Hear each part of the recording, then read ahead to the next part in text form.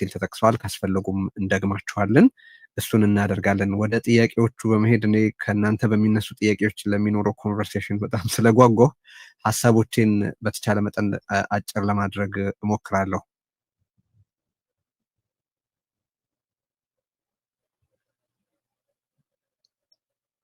እሺ እንግዲህ በቅድሚያ ተወልደቱን በጣም አድርጌ ማመስገን እፈልጋለሁ። እንደዚህ ያሉ ኃላፊነትን መወጣት ቀላል ስላይደለ ብዙዎቻችሁም ያነሳችሁት በጣም ተገቢ ምስጋና ነው ብዬ ነው የማስበውና መጽሐፉን ስላቀረብክ እንዲህ እንድንነጋገርበት ምክንያት ስለሆንክ ማመስገን እወዳለሁ። ሌሎችም ፖለቲከኞችና የአደባባይ ሰዎች ሁላችንም ሀሳቦቻችንን እንደዚህ በተደራጀ መልኩ ማቅረብ ብንለምድ ብዙ ፋይዳ አለው። እያልን ያለነው ምን ማለት እንደሆነ በደንብ በዝርዝር የምናስቀምጥበት መልካም እድል ነው።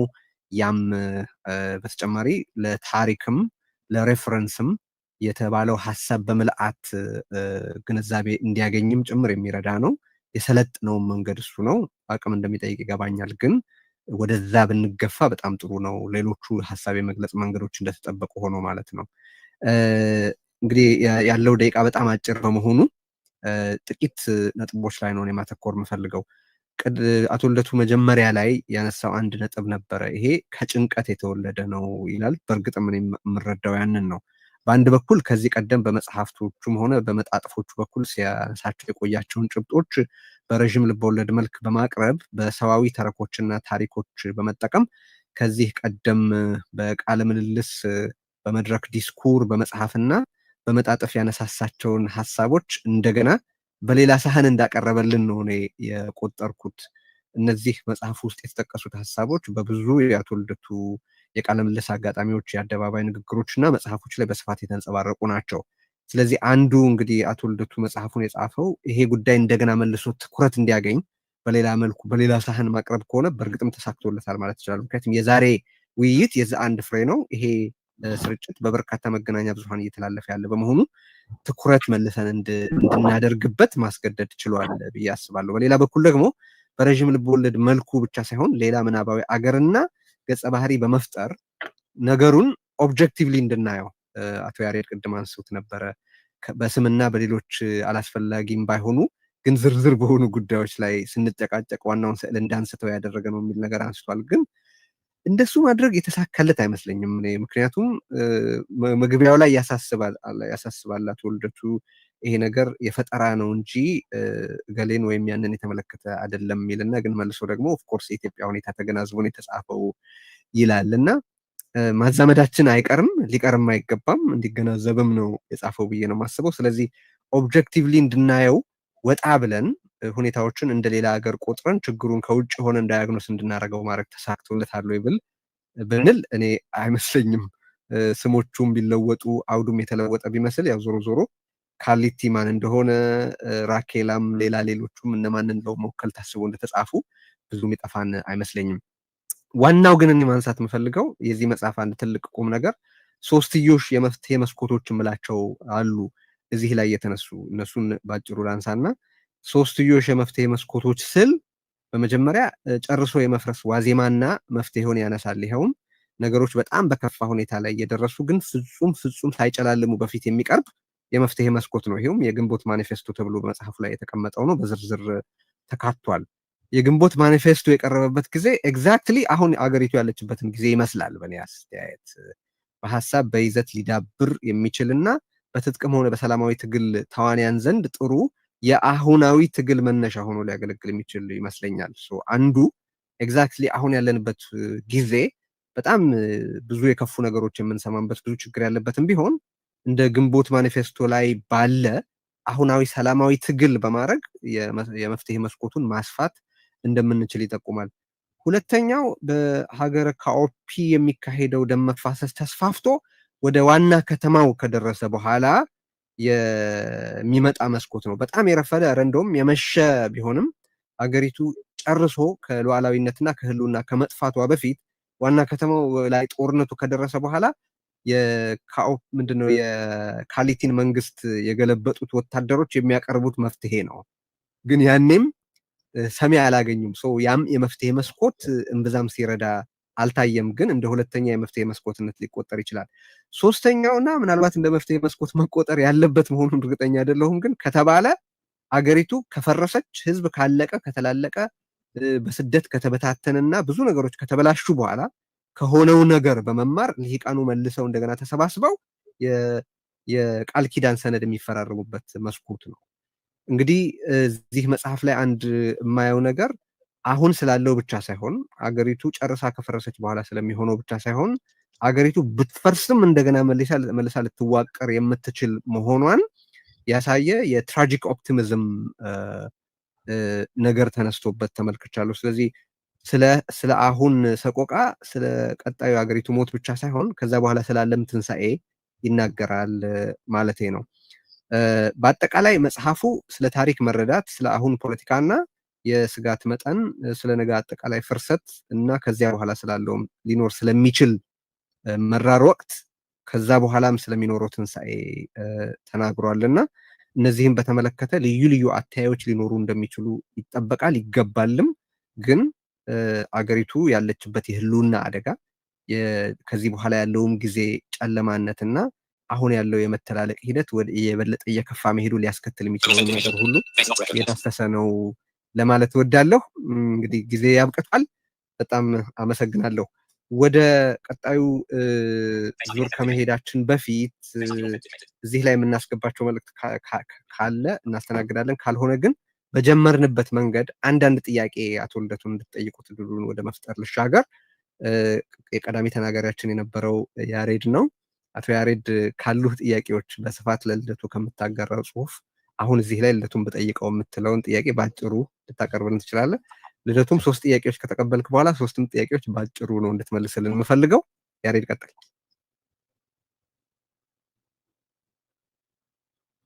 ቴዲ ያሬድ ወጥቷል ኦልሬዲ። እሺ የተናገሩ ሰዎች ወዲያው ስለምናስወጣቸው እሺ ካለ ሜቢ ባክስቴጅ ካለ አቶ ዘለል ያለ፣ ዶክተር እስማኤል አለ፣ ምናልባት ጋዜጠኞችም ስለሆኑ ጴጥሮስም በቃሉም እናንተ መሳተፍ ትችላላችሁ። ካለህ ማንሳት ትችላለህ እና ሌሎች የሚገቡ ካሉ እናደርጋለን። እንደሱ አጭር ጥያቄዎች በማንሳት እንጀምር። እንግዲያውስ አቶ ዘለሌ አንድ ጥያቄ ካለህ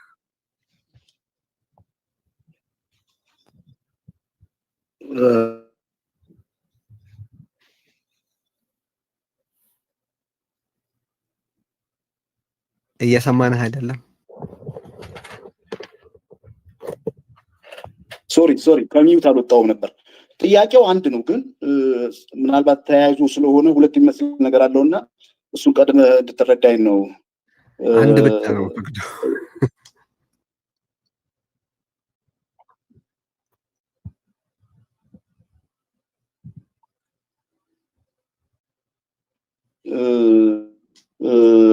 በብዙ የአፍሪካ ፖለቲካ እንቅስቃሴ ውስጥ የሚታዩ እኛ ዲያስፖራ የምንላቸው በዲያስፖራ ውስጥ ያሉ የተደራጁ በተናጠልም በሀገሪቷ ፖለቲካ ውስጥ አሉታዊም አዎንታዊ ሚና ይጫወታሉ። እዚህ ውስጥ ያየው አልመሰለኝም እና ምናልባት ካኦፔ ዲያስፖራ የሚባል ነገር የላትም ወይስ አውቀህ ነው የተውከው? ሌላውን ጥያቄ ተውኩት። አመሰግናለሁ። እሺ አመሰግናለሁ። እሱን ትይዝልናለህ።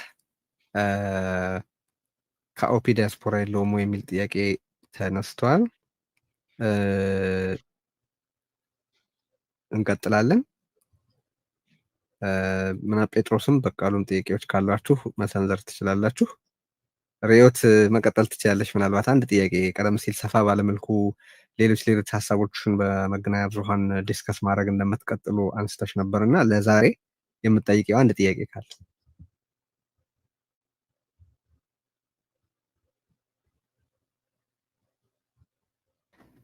ሚውት መሰልሽኝ። ሪዮት ወጣለች። ቴዲ ፒክቸሩ እዚህ ዶክተር እስማኤል አሉ። ምናልባት ሳትቀላ ወጣለች። እዚህ እኮ አለ እንትኑ አለ እኮ ይታየኛል አይደል? ዜና በፒክቸር አትታየኝ። ምናልባት ወጣ ከሆነ ብዬ ነው። እንትኑ አለ። እዚህ ዶክተር እስማኤል ካለው ለሱ አንድ ጥያቄ አለኝ። ይሰማል? እሺ። ጥያቄ መሰለ በተለይ ይሄ እምቢተኝነት በአሁኑ ጊዜ በጣም ያስፈልጋል። ግን እንደምታውቀው ይሄ ጀርናሊዝም የሚባል አሁን ይሄ ሶሻል ሙቭመንት የተጀመረው አብዛኛው ሃይሊ የሆነ ሰቪ መሆን አለባቸው በኢንተርኔት እና በስማርትፎን እና እንዴት ነው በተለይ ይሄ ነገር ወደ ተግባራዊ ለመውሰድ the easiest thing አሁን ይሄ ሶሻል ሙቭመንት የሚባል ኮንሰፕት ከሶሻል ከሙቭመንቶችን አንድ ላይ አድርጎ ለማቅረብ እነዚህ ሜካኒዝም በተለይ በኢንተርኔት በኩል በአሁኑ ጊዜ በዲጂታል በኩል ምን ያህል ነው ያሰብክበት? እሱ በጣም ኢዚ ነው፣ ብዙ ሰው መድረስ ይቻላል። ያንተ ምንድነው እይታ እንዴት ይመስላል? በዚህ አንድ ጥያቄ ከጴጥሮስ ወይም በቃሉ ጴጥሮስ ጥያቄ አንድ ጥያቄ ላቅርብ። እንግዲህ በሀገረ ካኦፒ ላይ የተነሳው አቶ ልደቱን በተለያየ ገጸ ባህሪያት ውስጥም በግልጽም በተቀመጠው መልኩ አይተነዋል እና ልደቱ እኔ ወደ ካራክተሩ ሳይሆን ወደ አንተ ቀጥታ ላምጣው ጥያቄውን። አሁን ከተነሳው ሀሳብ አንጻር የጄንዚን ሙቭመንት በተለይ ደግሞ ኢትዮጵያ ውስጥ ማህበራዊ ሚዲያ እንደ ቲክቶክ በመላው ሀገሪቱ ተደራሽ ነው ማለት የምንችልበት ሁኔታ ያለ ይመስለኛል እና አሁን ላይ ያለውን ወጣቱን ከማንቀሳቀስ አንጻር እስካሁን እስከማውቀው ድረስ ኦፊሻል የሆኑ የማህበራዊ ሚዲያ አካውንቶች የሉም እና ይህንን በሀገረ ካኦፒ ላይ ያየነውን አይነት እንቅስቃሴ እና የ45 ቀን እንቅስቃሴዎች እንዴት ነው ወደ ተግባር ለማውረድ እነኚህን ነገሮች ታስባቸዋለህ ወይ ብዬ ፐርሰናል አድርገው እና ወደ አንተ ላምጣው ይህንን ጥያቄ። እሺ አመሰግናለሁ። አንዱ ሀሳብ ምንድነው ቀደም ሲል አቶ አንዳርጋቸው ጽጌ ያነሱትን ሀሳብ የሆነ ነገር እንድትልበት ፈልጋለሁ። በእርግጥ በአሁኑ ሰዓት የትጥቅ ትግል የሚያደርጉ ኃይሎችን ጎጂ እንዳይሆኑ ማድረግ ወይም ደግሞ ሼፕ በማድረግ ብትሳተፍ አይሻልም ወይ የሚል አለ። የኔ ጥያቄም ከዚህ ጋር የተያያዘ ነውና በአሁኑ ሰዓት በኢትዮጵያ አብዛኛው የትጥቅ ትግል የሚያደርጉት የተማሩ በዩኒቨርሲቲዎች ያለፉ ባለማዕረግተኞች የተለያየ ሙያ ያላቸው በሀገሩም ውስጥ ሰፊ ተሳትፎ የነበራቸው ወጣቶችና ጎልማሶች ናቸው በብዛት እና እነሱ ደግሞ ከከተሞች ከየትኛውም ጫፍ በገጠርም የተወለዱ በሀገሪቱ ባሉ ተቋማት ጭምር ከፍተኛ ተሳትፎ የነበራቸው የፌዴራል ተቋማት በግል መስሪያ ቤቶች ጭምር የነበሩ ሰዎች ናቸው በብዛት ከፊት ከምናያቸው አመራር ተብሎ ከሚመጡት በሚዲያም ውጭ ያሉት ስናይ ይሄ ነገር አለና ሌላው ይሄን የመጠበቅ አዝማሚያ አለና ይሄ በሀገሩ ደግሞ አሸናፊ ሀሳብ ሆኗል። የትጥቅ ትግል በአሁኑ ሰዓት በተለይ አገዛዙ ለሰላማዊ እንቢተኝነት አይደለም በሰላም ለማደር እንኳን የማይፈቅድ ስለሆነ በሰላም ማደር ያለብን ራሳችን በፈጠርነው ሜዳ ነው ወደሚል ልክ እንደ ፋሽን ብዛት ወደ ውጊያ እየተቀላቀሉ ነው ያሉትና ይሄንን ብሬክ ማድረግ የሚቻለው እንዴት ነው ብለህ ታስባለህ? ይሄ የከተማው ህዝብም በተቋማት ውስጥ ያለው የሲቪል ሰርቪስ ተቋማት መንግስት መዋቅር ውስጥ ያለውም ጭምር በአብዛኛው ጥናት እንኳን ተደርጎ ባይታይ ዝምታ መርጧል። ወይም አልተስማማም ወይም ደግሞ የዛ ሀሳብ በተቃራኒ ተጋሪ ነው። ሲታሰርም በማንነቱ በብሔሩም በተደጋጋሚ ጥቃት ሲደርስበትም በተቋማት ጭምር አገዛዙ የራሱን ሰዎች እንደዚህ ሲያደርግ ጭምር የሚያሳየው የሚቀርብበት ተመሳሳይ ነገር ስለሆነ በአብዛኛው የትጥቅ ትግሎችን የመደግፍ አዝማሚያ ያለ ይመስለኛል። ጦርነቶችንም የመቃወም ሰልፎች ጭምር በአገዛዙ ስለተከለከሉና እንዴት ነው ይህን ብሬክ ማድረግ የሚቻለው በአሁኑ ሰዓት ብለህ ታስባለህ? እሺ እንግዲህ ሌላ ዙር ከምንፈጥር እዚሁ አንድ ጥያቄን ላክልና ከዛ ትውልደቱ ለጥያቄዎቹ ምላሽ ሰጥቶ የመዝጊያ ነገሮቻችንን አድርገን ይህንን የምረቃ ስነስርዓት እንፈጽማለን። ቀደም ሲል በቃሉም አቶ አንዳርጋቸው የሚያነሱትን ነገር በደንብ ሂድበት። ለምንድን ነው